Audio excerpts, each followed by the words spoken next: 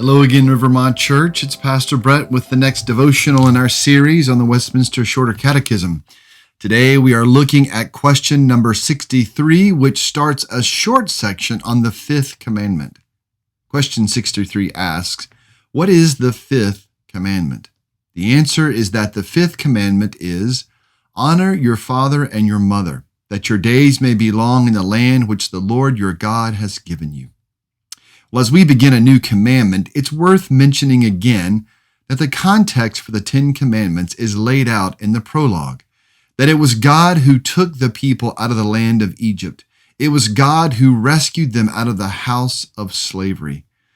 Now, I mention this because while it's true that Israel honored God with their allegiance and devotion because of their salvation, it's also true that Israel honored God with their love because of their salvation. It was clear that God loved his people, but his people also loved God for what he did for them. He was their deliverer, and that framed their relationship. And because God wanted the best relationship with his people, he gave these 10 wise and loving commandments for his people to obey. Each of these commandments are meant to give the people freedom, not freedom to do as they please, but freedom to be whom God created them to be. Part of God's wisdom was giving fathers and mothers to children. The wisest thing for a child to do is honor their father and mother. So what does that mean exactly?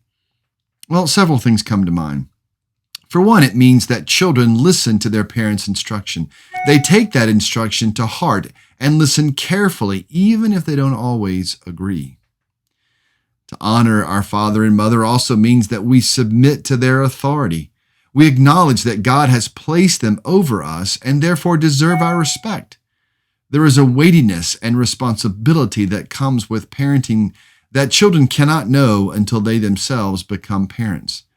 But that does not, nor should it not, keep them from submitting to their parents' authority. To honor our father and mother also includes loving them.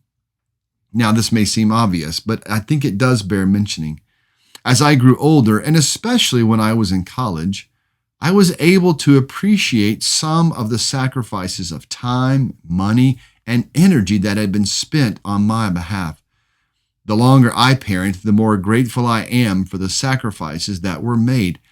And this realization causes us to love our parents more.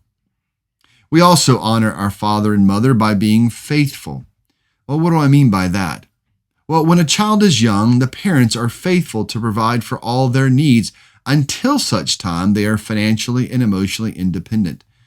But as children get older, so too do their parents. Often aging parents develop physical and financial needs that require assistance. Honoring your father and mother involve ensuring that your parents are cared for and their needs are met to the best of your ability. It means not abandoning your parents, but coming to their aid.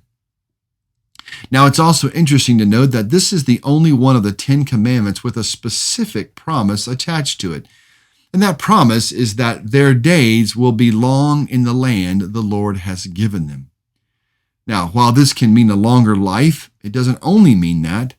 It can also refer to a life that is filled with God's presence and favor. Paul likewise says in Ephesians 6:2, honor your father and mother, that it might go well with you, and that you might live long in the land. Now, one final question might be, does God only have physical fathers and mothers in view here? I don't think he does. In fact, the term father is used of kings and other political leaders, as well as grandfathers and spiritual fathers. And so our honor certainly is meant for our physical mothers and fathers, but is not limited only to them. May we as children give ourselves to honoring our fathers and mothers, and may we as fathers and mothers gratefully receive the honor our children bestow. Amen.